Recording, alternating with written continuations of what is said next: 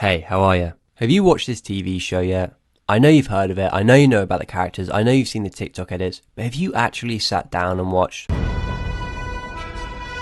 My first introduction to Invincible was when I was clamouring for something new in the superhero genre. I was tired of mediocre MCU shows, bear in mind this was late 2024 as I was late to the party, and wanted something fresh, something new, something special.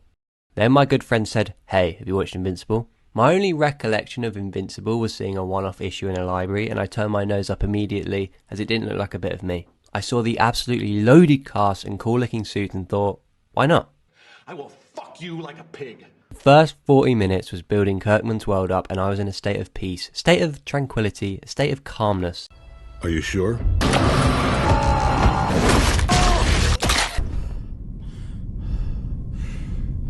I then went to dinner and was raving beyond belief at what had just happened in episode 1, and it was all I could think about, meaning I binged the whole season in 4 days.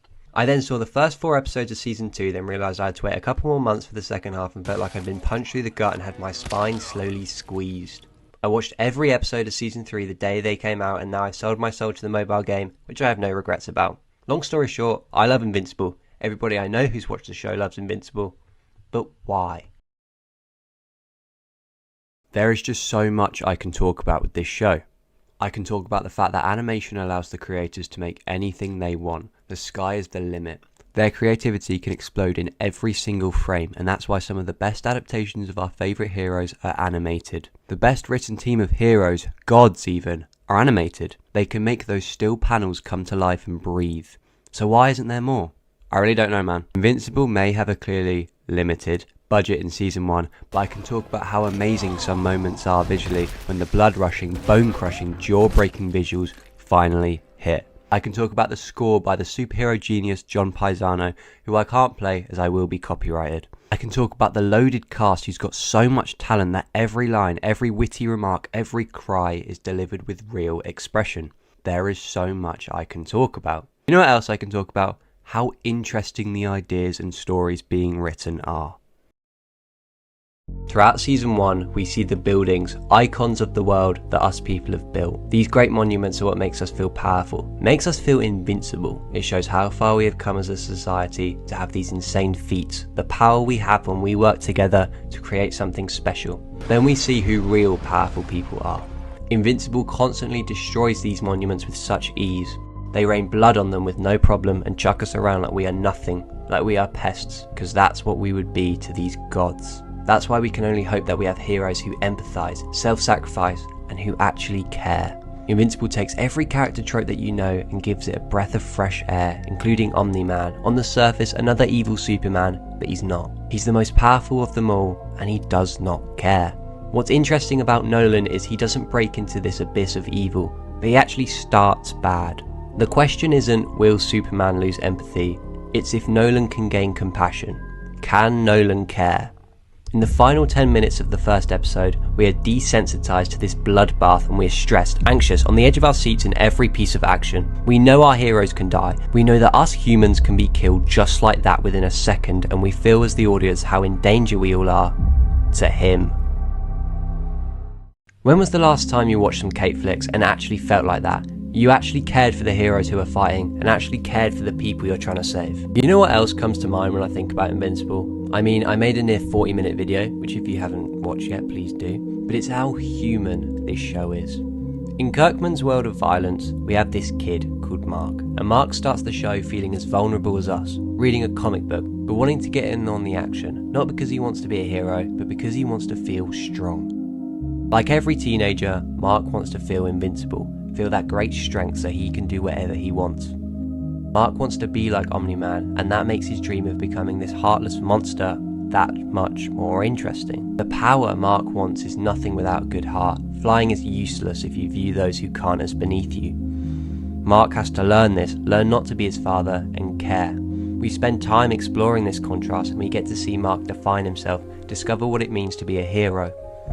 He goes from the new kid on the block who does everything to ignore that human side of him, to a high schooler who just wants to get the girl and forget that he's invincible. Mark witnesses the loss of life firsthand so that he can appreciate its value, and that's what makes him want to protect it, makes him want to be the saviour who the people will look up in the sky and cry for in their time of need.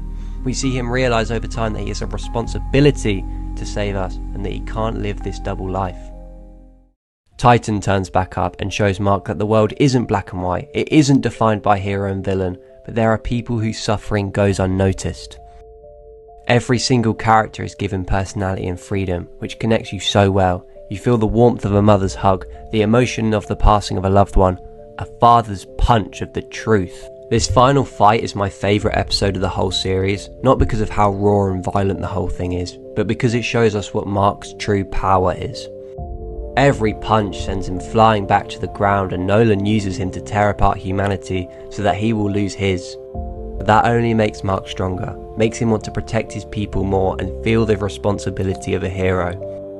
The more it goes on, the more we see how fragile and meaningless us mere mortals are, how insignificant we are.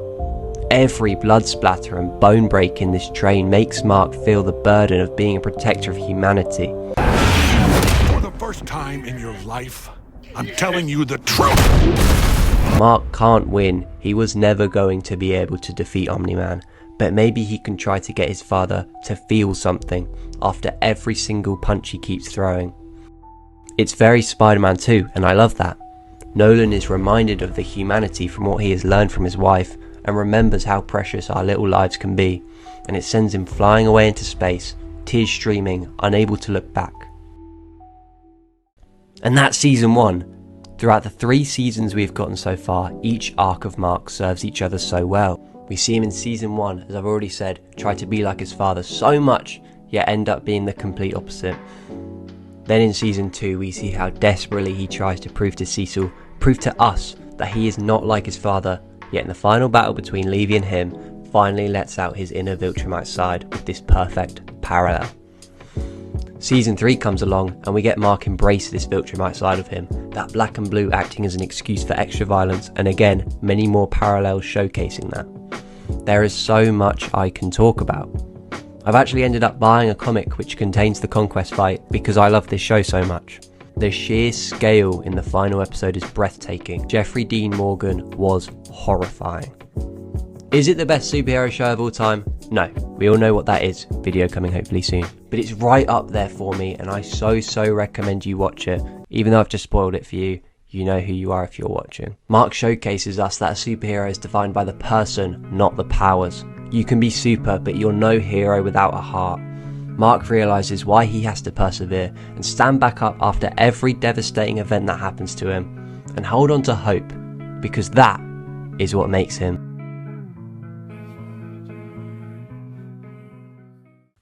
Hey, just coming in for the voiceover. What did you think? Please let me know. And also, what do you want to see next? I'm interesting. Tasman video hopefully coming soon. Please like and subscribe. I bought a £62 mic and the audio might not even be that great, which I'll be devastated about. Yeah, take care. See you later. Thank you. Goodbye.